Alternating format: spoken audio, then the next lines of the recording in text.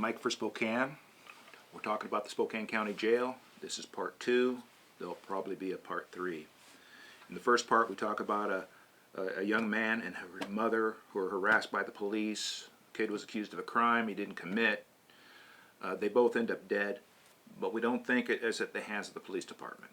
The investigation I found, and I was dealing with other people were investigating this situation too, and they arrived at the same conclusions. There is an issue of overt abuse and some bad behavior on the police department, but I can't make the connection that they actually died at the hands of the police department. The mother dies of some sort of aneurysm, the kid commits suicide, but the factors of the police involvement was rather serious. So we have a problem with the police department, and it's an oversight issue, and this is where we pick up in part 2 here. So I go down to city council, I start talking to the different people involved, elected officials, people that should be looking at the police department about what's going on with this case of abuse. But it's not just that case of abuse. There's other issues with law enforcement that keep coming up. Turns out at the time we have problems with the police chief. So over the 10 years since then, we've gone through, I think, 3 police chiefs. There's been issues of cover-ups, not being truthful, some bad behavior. I think the one before the current one had to do with some sort of sexual inappropriateness. It's hard for me to sort all that out. But in the end, there's a question at the top about how we're managing our police department. And it's not just that. There was an ombuds committee. And so a couple of years later, I'm trying to get to the ombuds committee about some of these law enforcement issues, and it turns out that's a political mess too. The head of the ombuds committee was a woman who was white, who wanted to be black or pretended to be black, made national news. But the bigger issue is that they were so political and they were anti-law enforcement. They were militant. They were hostile. They weren't credible. I mean, I have some issues with law enforcement, and I think people both in and out of law enforcement understand there are some rough areas. But the police departments, the police, they deserve a fair shake here, right? You can't tar all of them for what may be a couple individual instances. There may be some bad actors, there may be some people that shouldn't be in law enforcement, but you can't attack the entire agency. It's just not fair. In the end, they end up getting rid of this girl.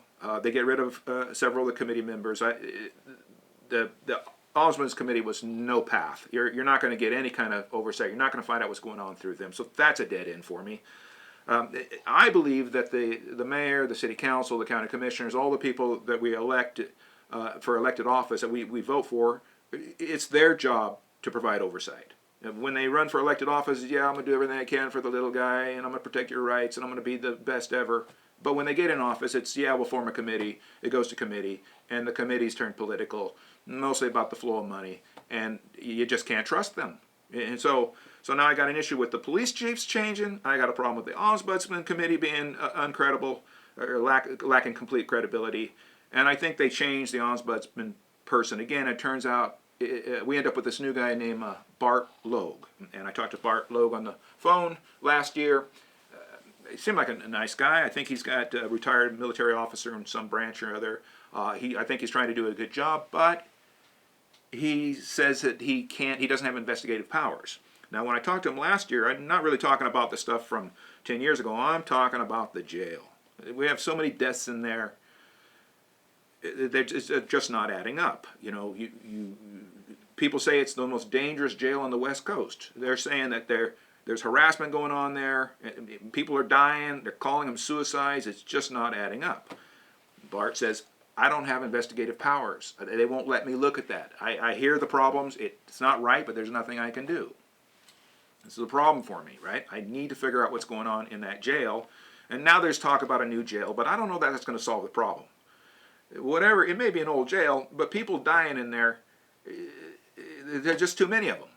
So there's other issues about how people end up in jail. And I'm starting to hear over the years about law enforcement rigging up these blood tests, and they're framing people up for DUIs that they don't like, and they're pulling blood without a warrant. And I don't know what to believe. I end up interviewing the prosecutor's office, Larry Haskell, who I actually like, and here's one of the interviews I have. Here's a picture of it just to get a sense of how this goes. This is an interview I had with Larry Haskell. On this particular case, we're talking about a police training and a police simulator. Very interesting stuff. But what I want to explain to you is that when I interview someone, I don't release the video unless the person I'm interviewing agrees to it. I appreciate him taking the time, and Larry was great with his time. He spent a couple hours with me. We covered a lot of stuff. But I don't release the videos of it unless he agrees to it, because it's easy to say something that you don't mean, or it comes out wrong, and I'm not trying to hang him. I only want, it's not a gotcha interview. It's what I only want what he truly believes.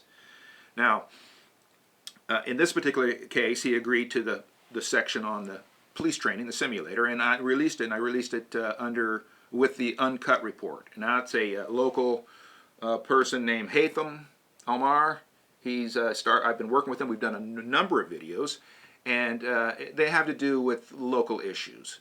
And so he agreed to release that portion of it. And there's more that he probably would release to it, but the bigger thing I want to point out to you is that when I'm talking to Larry, I'm looking for some specific information here, and I'm not really telling him what I'm up to.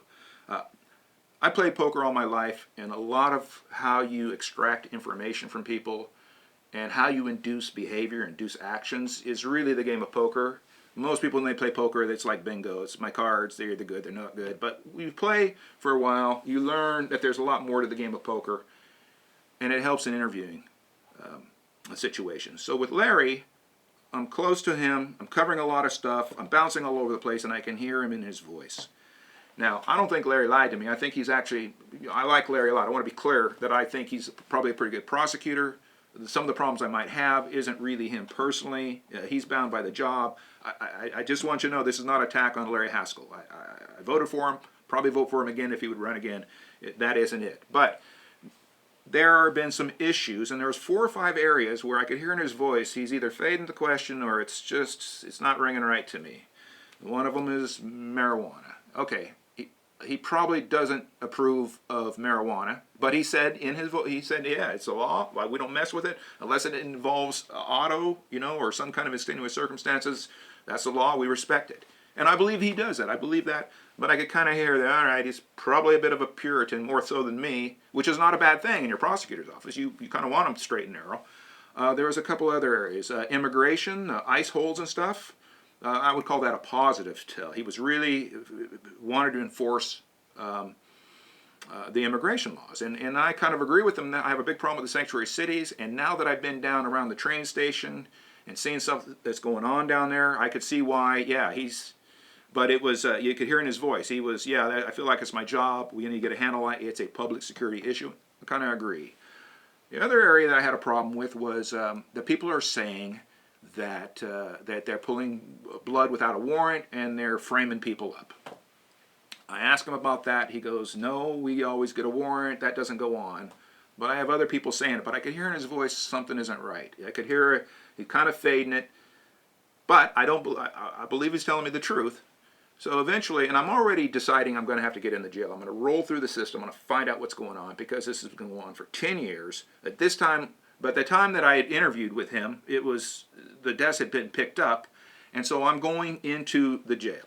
I'm going to find out exactly what's going on, and I learned some things about the jail.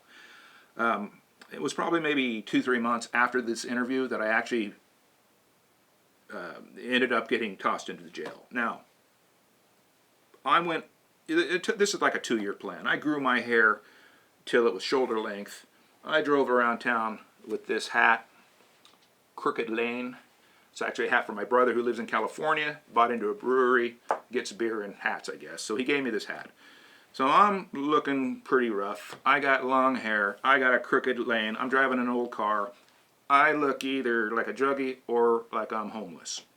And I'm pulling up on cops and nobody bothers me. This goes on for a year. I mean, it probably took me 6 to 9 months before my hair went over shoulder length.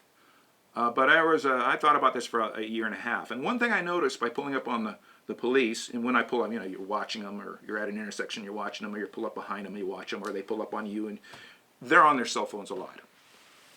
It's a no-no for us, but I am told that the police are exempt from the law. Now, if there's anybody that's likely to be distracted driving, if you're in a high emotionally intense situation, you're chasing somebody down and you're on your cell phone driving at excessive speeds, that's a problem. It's a little side thing here, but that's essentially tyranny. Is when you have laws for everybody else except for the people that enforce them. So that was one of the things I did notice, but for the most part, the police never bothered me. And I'm going to have to say, personally, all my life, I've never really had a problem with the police department. They've always been pretty good. Recently, when I went in, there were some irregularities that I'm going to talk to you about in the next video, but I've always had a lot of respect for the police department. And despite all of the issues that I'm trying to sort out, on the whole, I'm not anti-law enforcement. They're a necessary function of government. I don't hate the police department. In fact, all of these agencies are the people I get sideways with, or we got a difference of opinion. It's not really a hate thing. But in my opinion, somebody in law enforcement and oversight, that job's not getting done. And it's not fair to the rank and file police people that are doing their jobs when other guys go and harass people and pull some crap on them. A lot of these people, these officers that get ambushed and get killed, it's not just someone just suddenly decided I hate police. There's probably some bad behavior on the part of law enforcement where they get a grudge and they'll eventually, they'll want to kill a cop. And in the first video I talked about a specific instance, and that's not the only one. So when law enforcement, there's bad behavior and there's abuse, they put their fellow officers at risk. Not everyone is going to be a rollover. You get these people in these emotionally, there may be drugs involved, they may be emotionally unstable, they may not have anything to lose. And then you kick them around a little bit and they get a chip on their shoulder. An officer was one guy in a car, he shows up and boom, he gets a nasty surprise because the guy's pissed at another officer and he lumps them all in together. It's not right, it's not fair, but this oversight and sorting these things out is as much for the police department as it is for the community and the people that pay for it, the citizens themselves. And I want to be clear about that. Yes, I'm looking at some problems with the police department. I don't think the people in the police department or how the police department disagrees with me. We've had a long history. Are we getting better with it? I don't know. But in part 3, I'm going to take you through what I learned about the jail and what about the processing part that anybody running for elected office and any citizen should be taking a close look at it, because it's our public security. It's the basis by which we attract investment here. If we're known for rogue cops, if we're known for problems with law enforcement, people won't want to raise their kids here. If they want to raise their kids here, they don't want to have their business here. It's a problem. So in part 3, we're going to talk about the last phase of this. But I want to be clear. I'm not the enemy of the police department. I'm not the enemy of any of the elected officers, officials, and I'm not the enemy of the prosecutor's office. But there's a lot of money in all of this, and a lot of the things that happen, and a lot of the incarceration rates and stuff might have more to do with the process of the money that flows through these systems. Because if we were to stop drinking and driving right now, you think we're going to lay off a third of the prosecutors? You think we're going to lay off any law enforcement? That's not how government works, right? They expand government. They're always going to get their number of people in that jail to pay for it. It's not going to stop until we